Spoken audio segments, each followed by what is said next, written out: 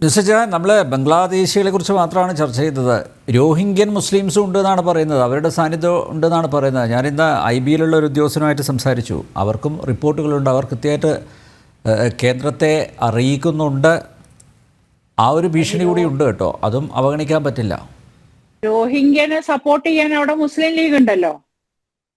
അവരല്ലായിരുന്നു ധർണയൊക്കെ ഇരുന്നിരുന്നത് രോഹിംഗ്യക്ക് വേണ്ടിയിട്ട്. മോദിജി വന്ന സമയത്ത് രോഹിംഗ്യന് അഭയം കൊടുക്കണം, അവര് ഇവിടെയാണ് ചെളി വരേണ്ട. മഹാരാഷ്ട്രയിൽ അവരുള്ളത് ആ സ്ലം ഏരിയയിലല്ലേ, വളരെ വൃത്തിയില്ലാത്ത ഒരു ഏരിയയിൽ അവര് താമസിക്കുന്ന. അവിടെ പോയി ഇവര് ഫോട്ടോ എടുത്തിട്ടതൊക്കെ സോഷ്യൽ മീഡിയ നോക്കി ഞങ്ങൾക്ക് കാണാം, ഒരു 5-6 വർഷം മുമ്പ് തോന്നുന്നു.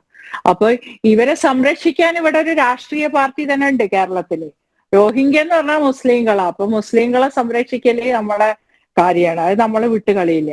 അപ്പൊ ഇവർക്ക് സ്വർഗം കിട്ടാൻ വേണ്ടി, അപ്പൊ ഇവര് സ്വർഗരാജ്യമായ വേറൊരു മുസ്ലിം രാജ്യത്തും ഇവരെ ഏറ്റെടുക്കുന്നുമില്ല. അപ്പൊ ഈ പറയണവരെന്നെ ഒരു ദിവസം അധികം നിന്നാല് ദുബായിലും സൗദിയിലും പോയി അവരെ ജയിലിലിടൂലേ. ഇപ്പൊ ഇവിടെയുള്ള ഷൈൻബാഗും ജഹാംഗീർപൂരിലും ഒക്കെ ഉള്ള ആൾക്കാരെ തപ്പിത്തെറിഞ്ഞു പിടിക്കുക. അപ്പൊ ഇവിടുന്ന് മെല്ലെ സ്ഥലം വിടും, ഏതെങ്കിലും ഒരു ഡ്രഗുമായിട്ട് അങ്ങോട്ട് കയറ്റി വിടാൻ പറ്റണേ. വളക്കൂറുള്ള മണ്ണിലല്ലേ ഇവര് വരുവുള്ളൂ. അല്ല, എന്തായാലും സെയ്ഫ് അലി ഖാന് കുത്തേറ്റത് നന്നായി, അല്ല അല്ലേ? അതുകൊണ്ടാണല്ലോ ഒന്ന് ഉണർന്നത്. അല്ലെങ്കിൽ ഈ ആവേശത്തോടെയുള്ള ഈ അന്വേഷണം ഉണ്ടാവില്ല. ഇല്ല.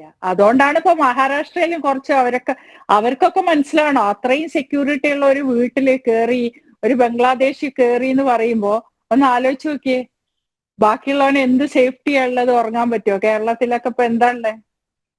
ഒരാളത് പറഞ്ഞാല് പോലീസ് സ്റ്റേഷനിൽ എത്തുമ്പോഴത്തേക്ക് തന്നെ അതിന്റെ എല്ലാം കഴിയും അല്ലെ, സമയം കഴിയും. ഇപ്പൊ ഇവിടുന്നൊക്കെ കടന്നു പോകുന്ന ആ ഒരു സമ്പ്രദായമാണ് ഇപ്പൊ നടക്കുന്നത് എന്നുള്ളതാണ്. ഡ്രഗ് തന്നെയാണ്, ഈ ഡ്രഗ് കാരിയേഴ്സ് ആണ് ഇവര്. അതാണ് ശരിക്കുള്ള ക്ലാസ്സുകൾ കുട്ടികൾക്ക്. നമ്മൾ ഇതിന്റെ ഒരു കോസിനെ ട്രീറ്റ് ചെയ്യേണ്ടത് ഇനിയുള്ള തലമുറയിലേക്കെങ്കിലും. ഇവരെയൊന്നും എന്ത് പറഞ്ഞിട്ട് കാര്യമില്ല. അപ്പൊ ഇപ്പൊ ഈ സ്വന്തം പൊട്ടിത്തെറിക്കാൻ പോകുന്നവനും ഇതിന്റെ കൂടെ നിൽക്കുന്നവനും ഒക്കെ ഡ്രഗിന്റെ അഡിക്ട്സാ. അല്ലാതെ അങ്ങനെ ഒരാൾക്ക് മാനസികാവസ്ഥ വരൂല. അപ്പൊ വിദ്യാസാഗർ സാറ് പറഞ്ഞില്ലേ, കോഴീനെ മുറിച്ച ഒരാൾക്ക് പോകുമ്പോ ശരിയാണത്. ഒരു വെജിറ്റേറിയൻ ഒരാൾക്ക് പിന്നെ ആളും ഒരു 10 പിന്നെ വെജിറ്റേറിയൻ മാത്രം കഴിക്കുന്ന ആളെയും 10 എല്ലാ സാധനങ്ങളും കഴിക്കുന്ന ആളെയും വെച്ചിട്ട് 2 ആടിനെ ഞങ്ങൾ അവിടെ ഇട്ട് കൊടുക്കുക, ഒരു 10 ആടിനെ. അത് ഇവിടെ ശരിക്കും ഒരു പ്രസംഗത്തിൽ നല്ലൊരാള് പ്രസംഗിച്ചതാ. അപ്പൊ അവിടെ ഇടുമ്പോ ഈ പിന്നെ വെജിറ്റേറിയൻ കഴിച്ച ആൾക്കാർക്ക് ആ ആടിനെ അറക്കാൻ കഴിയില്ല, പക്ഷെ അതിലുണ്ടാവണ ബാക്കി ആൾക്കാർക്കൊക്കെ അറിയാം. അപ്പൊ ഇതേപോലത്തെ ട്രെയിനിങ്സ് ആണ് ചെറുപ്പം തൊട്ടേ നമ്മൾ കിട്ടുന്നത്. ഇപ്പൊ ഞാനൊക്കെ പിന്നെ നമ്മൾ പല കാര്യങ്ങളും സമൂഹത്തിൽ ഇപ്പൊ മതാണ് പറഞ്ഞ് എല്ലാത്തിനും ഒന്നും കൂട്ടു നിൽക്കാൻ പറ്റില്ല. പണ്ടൊക്കെ ഇപ്പൊ പിന്നെ പെരുന്നാളിന് നമുക്ക് അറവുണ്ടല്ലോ, അത് സൗദി അറേബ്യയിൽ അന്ന് ചെയ്ത് ഇവിടെ അറക്കണം എന്നൊന്നും ഒരു നിർബന്ധവും ഇല്ല. അത് ഇതിപ്പോ ഒരു പണ്ടൊക്കെ ചെറുപ്പത്തിൽ ഒരു പള്ളിയിലൊക്കെ ഓരോ അറവൊക്കെ ഉണ്ടാവുള്ളൂ വലിയ പെരുന്നാളിന് ബലിയറക്കുക പറഞ്ഞു. ഇന്നിപ്പോ എല്ലാ വീട്ടിലെ ആൾക്കാരും ബലിയറക്കുക. എന്നിട്ട് ചെറിയ 3 വയസ്സായ കുട്ടീനെ പോലും കത്തി പിടിപ്പിച്ചിട്ട് ആ കഴുത്തിന്റെ മേലെ കത്തി പിടിപ്പിച്ച് വെക്കുക. എന്തിനതിന്റെയൊക്കെ ആവശ്യം? വലിയൊരു പോയി അവിടുന്ന് അറുത്ത് തിന്നാ പോരെ, അറക്കട്ടെ, ഇനി അത് സാധാരണ വെച്ചിട്ട്. അപ്പൊ ഈ മാതിരി നമ്മളിങ്ങനെ ആൾക്കാരെ എങ്ങനെ നമ്മളിങ്ങനെ ഒരു എന്താ പറയുക, പ്രാകൃത രൂപം എന്നൊന്നും അതിന് പറഞ്ഞിട്ട് കാര്യമില്ല. ഇതുപോലെയുള്ള ട്രെയിനിങ്സ് നടക്കുമ്പോൾ കുട്ടികൾക്കൊന്നും ഒരു പ്രശ്നവും. പിന്നെ കുറച്ച് ഡ്രഗും ഇതുപോലെ മണമില്ല, പ്രശ്നമില്ല, കൊണ്ടുവെക്കാൻ സുഖമാണ്. ചെറിയ എന്തോ ചില സ്റ്റേറ്റിലൊന്നും അത് ബാൻഡ് അല്ല അത്രേ പിന്നെ ഈ ഡ്രഗ്. അപ്പൊ ആ സ്ഥലങ്ങളിൽ നിന്ന് അത് വാങ്ങി ഇഷ്ടം പോലെ വാങ്ങി കൊടുത്തങ്ങടെ അയച്ചാൽ അവിടെ എത്തുമ്പോ അതിന് പൈസയാ. ആകെ 3 റുപ്യന്റെ സാധനം. അപ്പൊ അവര് ആ അന്വേഷണത്തിൽ ഈ സാധനത്തിന് ആകെ അവിടെ കൊടുക്കുന്നത് 300-400 ഒക്കെ. 3 റുപ്യ 4 റുപ്യന്റെ ഒരു ചെറിയ പാക്കറ്റ് അത്രയത്. അല്ല, ഈ നിരോധിത പുകയില ഉൽപ്പന്നങ്ങളുണ്ടല്ലോ കേരളത്തിൽ, പക്ഷേ ഇതൊന്നും പെരുമ്പാവൂർ, ആലുവ ഈ പ്രദേശങ്ങൾ ഇവർ കൂടുതൽ തിങ്ങിപ്പാർക്കുന്ന സ്ഥലങ്ങളിലൊന്നും ഇത് ബാധകമല്ല. ഇതൊന്നും നമ്മുടെ അധികാരികൾ അറിയാത്തതാണോ, അല്ലെങ്കിൽ പടി കിട്ടുന്നത് കൊണ്ട് കണ്ണടക്കുന്നതാണോ? ഇതൊക്കെ അറിയാണ്ടൊന്നല്ല, ഇതിന്റെ ഒന്നും മേലെ പോവാൻ അവിടെ ഒന്നും സമയമില്ല. വലിയ വലിയ കാര്യങ്ങളല്ലേ അവര് പിന്നെ നോക്കുന്നത്. സാധാരണ മനുഷ്യൻ എന്ന് പറയുന്നത് താഴെ കടയിൽ നമ്മൾ നോക്കണ്ട ഇതുപോലെയാ. നമ്മളെ രാജ്യം നശിച്ചോണം. ഇപ്പൊ അവരൊക്കെ കൂട്ടക്കരച്ചിൽ കരയുമ്പോ കാണാൻ ആൾക്കാരുണ്ടാവില്ല. അപ്പൊ കാരണം ഒരു തലമുറനെ പോലും കിട്ടൂല. നല്ലൊരാളെ തെരഞ്ഞെടുക്കാൻ 10 കൊല്ലം കഴിഞ്ഞാല് നമ്മളെ ചെറുപ്പക്കാരന് കുറവായിരിക്കും. ഇതിലൊക്കെ അഡിക്റ്റഡാ.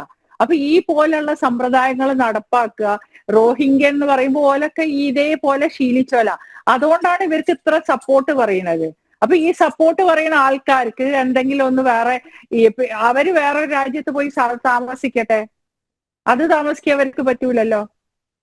ബംഗ്ലാദേശിൽ നിന്ന് ഇങ്ങോട്ട് വരുന്നവര് മുസ്ലിം ആണെങ്കിൽ നമ്മളെ കൗമാണ്, നമ്മൾ അത് ചെയ്യണം ഇത് ചെയ്യണം, നമ്മളാക്കി അവിടുത്തെ എല്ലാ കാര്യങ്ങളും പണിയെടുക്കാൻ കുറച്ച് പൈസയും കൊടുത്താൽ മതി. നമ്മളെ നാട്ടുകാരെ കൊണ്ട് പണിയെടുപ്പിച്ച് അവന് പൈസ കൂടുതൽ കൊടുക്കണം. കൂലി എന്തായാലും ഡൊണാൾഡ് ട്രംപ് എടുത്ത നടപടി നല്ലതാണെന്ന് എനിക്ക് തോന്നുന്നു. അല്ലേ, അനധികൃതമായി ആരൊക്കെ കുടിയേറിയിട്ടുണ്ടോ അവരെല്ലാം പുറത്താക്കണം. അത് ഹൂഎവർ ഇറ്റ് ഈസ്. അതെ, ഇപ്പൊ അവിടെ ആകുമ്പോൾ സ്വാഗതം ചെയ്യും. പക്ഷെ ഇന്ത്യയിലാകുമ്പോൾ പ്രശ്നമാണ്. കേരളം പിന്നെ പ്രത്യേക രാജ്യമായതുകൊണ്ട് അതൊന്നും പറ്റില്ലല്ലോ. CAA നടപ്പിലാക്കില്ല.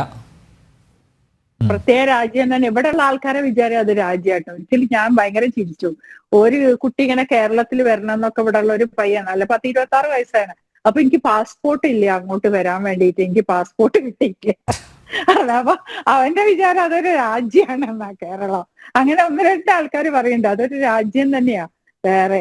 അപ്പൊ അവിടെ എന്ത് നടക്കും, അവിടെ ഉള്ള ആൾക്കാർക്ക് എന്തിനെ പറ്റിയും എല്ലാം ഈസിയാ. കാരണം അവരൊക്കെ ആലോചിക്കേണ്ട ഒരു കാര്യമുണ്ട്. അവരെ മക്കളും എല്ലാവരും നശിച്ചുകൊണ്ടിരിക്കുകയാണ് ഈ ഇതിലൊക്കെ പെട്ട്. കൂട്ടത്തില് സ്കൂളിൽ പോയാലും കോളേജിൽ പോയാലും പുറത്തിറങ്ങിയാലും ഒക്കെ മതവും രാഷ്ട്രീയവും മറന്നുകൊണ്ട് ഇതിനു വേണ്ടി എല്ലാവരും പോലീസ് ഓഫീസേഴ്സും ടീച്ചേഴ്സും ഭരണകർത്താക്കളും ഇതിന് നമുക്കിപ്പോ അവിടെ കുടുംബശ്രീ മറ്റേതെന്നൊക്കെ പറഞ്ഞ് അവിടെയൊക്കെ ശരിക്കും ഇവർക്ക് ഇതിനൊക്കെ ഇത് കൊടുക്കുക, അതൊക്കെയാ ചെയ്യേണ്ടവര്. അല്ലാതെ ഭക്ഷണം ഉണ്ടാക്കാനും അവർക്ക് 500 റുപ്യ കൊടുത്തോണ്ട് പണി കഴിഞ്ഞ് അവർക്ക് പണി ഉണ്ടാവുക എന്നല്ല. എല്ലാ സ്ഥലങ്ങളിലും സ്കൂളിലല്ലാത്ത എല്ലാ സ്ഥലങ്ങളും പിന്നെ ഇതുപോലെയുള്ള കാര്യങ്ങൾ പറഞ്ഞ് ഇതിന്ന് രക്ഷപ്പെടുത്തണം. പക്ഷെ അത് രക്ഷപ്പെടുത്താൻ സമ്മതിക്കൂല. ഇപ്പം നമ്മൾ കണ്ടില്ലേ MEC 7 എന്ന് പറഞ്ഞിട്ട് പിന്നെ എന്താണ് വ്യായാമമുറ. അതിനിപ്പോ ഇപ്പൊ എന്താ ഉണ്ടാവണത്? അത് ഭയങ്കര ശക്തിയായിട്ട് നടക്കല്ലേ. അതിനൊന്നും ഒരു പ്രശ്നമില്ല. അത് നമ്മളെ കളിയാക്കി നടത്തുക. അതൊക്കെ ഇതിന്റെ ഒരു ട്രെയിനിങ് ആണെന്ന്. നാളെ ഒരു പ്രശ്നം വരുമ്പോ നിങ്ങൾക്ക് കാണാം. എല്ലാ റോഹിംഗ്യക്കാരും ഒറ്റ വിസിലോ ഒരു തക്ബീറിൽ ചെല്ലല്ലോ, അള്ളാഹു അക്ബർ പറഞ്ഞാലല്ലോ, തക്ബീറിൽ ചെല്ലല്ലോ, ഈ ട്രെയിനിങ് എടുത്തോരും ഈ റോഹിംഗ്യനും ബംഗാളിയും ഒക്കെ ഓടി വരുന്നത് നമുക്ക് കാണാം. അത് വരുമ്പോ കമ്മ്യൂണിസ്റ്റുകാർ എന്ത് ചെയ്യുന്നുള്ളത് ഒരു ഇപ്പോഴേ ആലോചിച്ചോട്ടെ. അത്രേ പറയാനുള്ളൂ. ഇവിടെയൊക്കെ ക്ലിയർ ചെയ്ത് തുടങ്ങി നമ്മളൊക്കെ. അതാ ഏത് സ്ഥലത്ത് പോയാലും ആളെ ഇപ്പൊ പിന്നെ ഇവരെ കണ്ടാൽ തിരിച്ചറിയണ ഒരു അവരെ കോലം അവരിങ്ങനെ ഉണ്ടാവുക എന്നുള്ള. അതുകൊണ്ട് അതുണ്ട്. ഫ്ലൈറ്റ് വരെ കയറി വരുന്നേ. ഇത്രയും കൂലിപ്പണിയായിരുന്നു. ഓനൊരു ചെരുപ്പ് പോലും ഇല്ലാത്തവരെ ഞാൻ ഒരിക്കലും ഇൻഡിഗോ ഫ്ലൈറ്റില് കോഴിക്കോട് വരെ കാണാം. ചെരുപ്പ് പോലും കൊണ്ടിട്ടില്ല. അവന്റെ ഡ്രസ്സൊക്കെ കണ്ട ഓന് 2 ഷർട്ട് ഇട്ടുണ്ട്. ഒരു ഷർട്ട് ഓന് വേറെ ബാഗൊന്നും ഇല്ല, ഒരു പ്ലാസ്റ്റിക് കവറാ. അതെന്നെ ചെളി പിടിച്ചിട്ട് എന്താണ് ഓൻ എവിടുന്നാ ടിക്കറ്റ് എടുക്കാൻ പൈസ? ഒന്ന് ആലോചിച്ച് നോക്ക്. അപ്പൊ ഇവനെ കൊണ്ടുവരാൻ ഒരാളില്ലേ, ടീമില്ലേ അവിടെ ഇല്ലേ? അത് ആലോചിച്ച് നോക്ക്. ഓനൊരു ഷർട്ടില്ല, ഒരൊറ്റ ഷർട്ടേ ഉള്ളൂ. അത് ഊരി അതിൽ വെച്ച് എന്റെ അടുത്ത സീറ്റിലിരുന്ന ഞാൻ ഇറങ്ങുന്നവരെ അവന്റെ കൂടെ ഉള്ള ഒരു 10-12 ആൾക്കാരുണ്ട്. അവരെ തന്നെ ശ്രദ്ധിച്ചു ഒരു കൊല്ലം മുമ്പാ. അപ്പൊ ഇതിന്റെ പിന്നിലൊരു വലിയ കൈകളുണ്ട്. അതിനെയാണ് ഗവൺമെന്റ് കണ്ടുപിടിക്കേണ്ടത്. അവിടെ നമ്മള് മോദിനോടുള്ള വൈരാഗ്യം NRC CAA ഞങ്ങൾ പൊളിക്കുന്നു എന്ന് പറഞ്ഞിട്ട് കാര്യമില്ല. അതേ പറയാനുള്ളത് എന്ത് ചെയ്യാൻ പറ്റും?